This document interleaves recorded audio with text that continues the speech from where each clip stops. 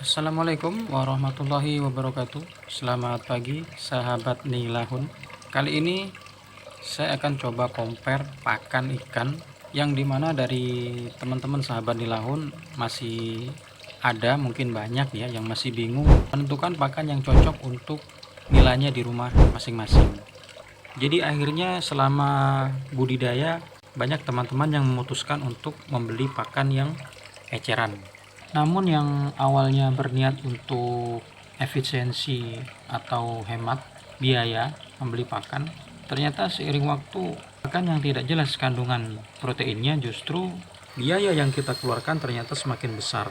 Teman-teman yang masih bingung untuk beli pakan agar sesuai kandungan proteinnya dengan ikan yang kita pelihara, simak videonya sampai habis. Untuk yang belum subscribe, di subscribe dulu supaya tidak ketinggalan video-video menarik lainnya. Dan yang sudah subscribe, terima kasih sudah support channel kami.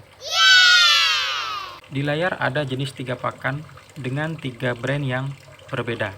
Brand pertama saya beli dengan harga 10.000 per kilogram dengan kandungan protein yang tidak diketahui, karena sudah juga saya pastikan ke pedagangnya.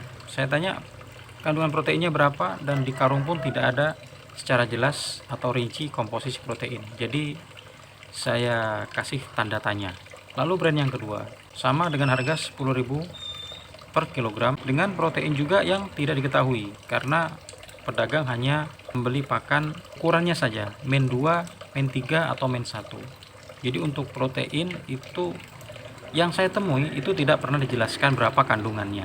Dan untuk yang kotak ketiga sudah jelas, ini di dalam kemasan tulis jelas kandungan proteinnya 32% dengan brand STP NGA 10 dengan harga 370 ribuan per sak. Dalam satu sak berisi 30 kg, jadi saat dibagi 30 ketemunya 12 ribuan per kilogram. Mengenai pakan yang eceran di setiap daerah bisa berbeda-beda ya guys, karena faktor transportasi salah satunya yang menyebabkan harga pakan per kilogram setiap daerah berbeda. Di tempat saya untuk pakan ikan rata-rata termurah itu 10.000 rupiah per kilogram. Ada yang sampai 12.000 rupiah per kilogram dengan jenis yang sama. Lalu berapa sebenarnya kandungan protein di dalam pakan yang jual eceran di toko-toko?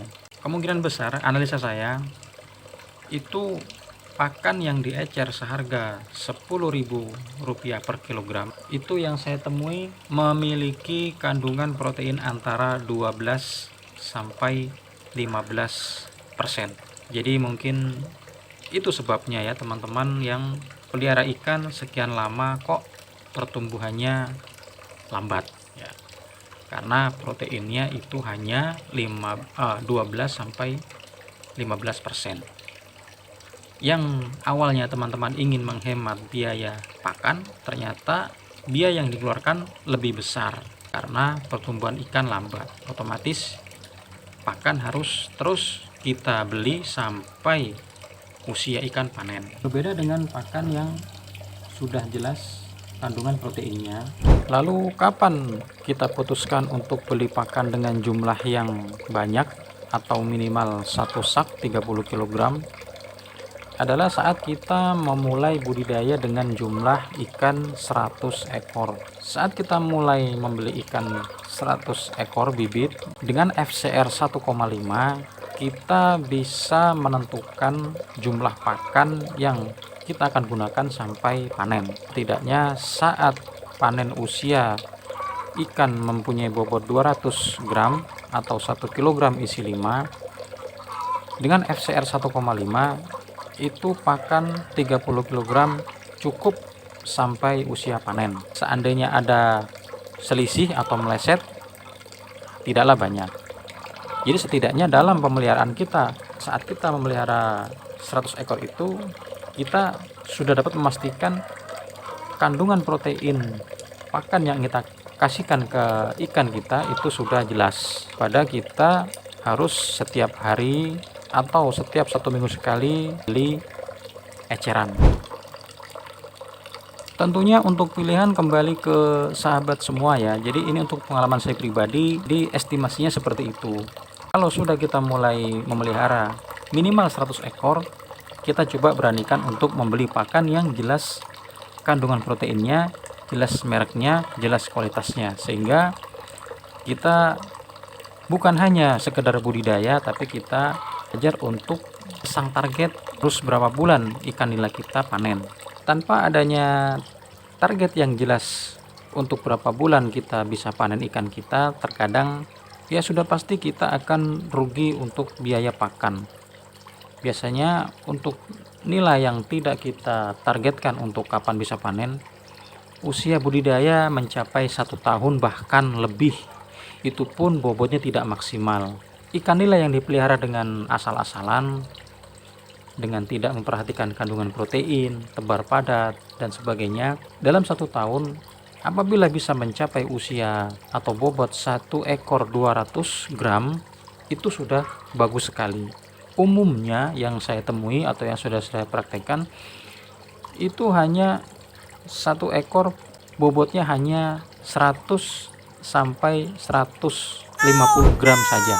Dari tekstur, pakan eceran terlihat berwarna kecoklatan dengan tekstur yang kurang halus. Potongan-potongannya itu terlihat sama juga yang ukuran men 2 eceran 10.000.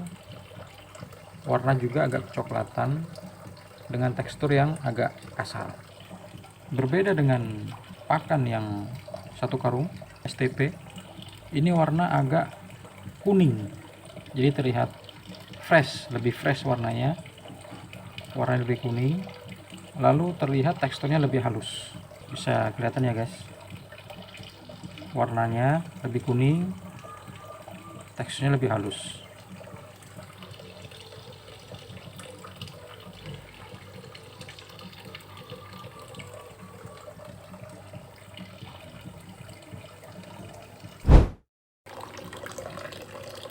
Kesimpulannya adalah, saya pribadi menyarankan teman-teman untuk berani membeli pakan dengan merek yang jelas, dengan kandungan protein yang jelas. Artinya beranilah untuk membeli pakan 1 karung, 1 sak yang 30 kg isinya saat teman-teman mulai berbudidaya ikan sejumlah 100 ekor.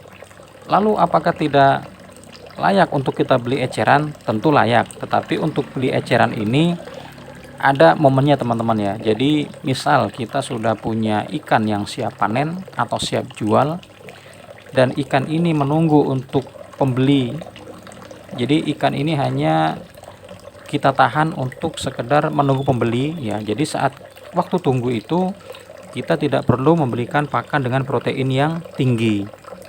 Kita cukup beli pakan kalau bisa alternatif lebih bagus. Jadi kita tidak lagi biaya. Seandainya pun sulit didapat, ya otomatis pilihan kedua kita membelikan pakan yang dengan protein rendah ya. Itu bisa kita beli eceran atau kita beli secara langsung dengan jumlah karung. Jadi seperti itu ya guys.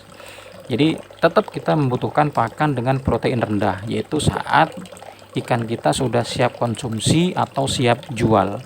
Nah, saat ikan kita itu proses pertumbuhan, itu yang terbaik adalah memberikan pakan dengan kandungan protein yang cukup di atas 30%. Seperti itu, semoga bermanfaat. Terima kasih yang sudah subscribe, yang belum silahkan di subscribe dulu. Tinggalkan di kolom komentar apabila ada teman-teman yang mempunyai saran atau pengalaman lainnya. Terima kasih sudah menonton sampai habis. Sehat selalu, sukses selalu, tetap semangat. Salam budidaya. Assalamualaikum warahmatullahi wabarakatuh.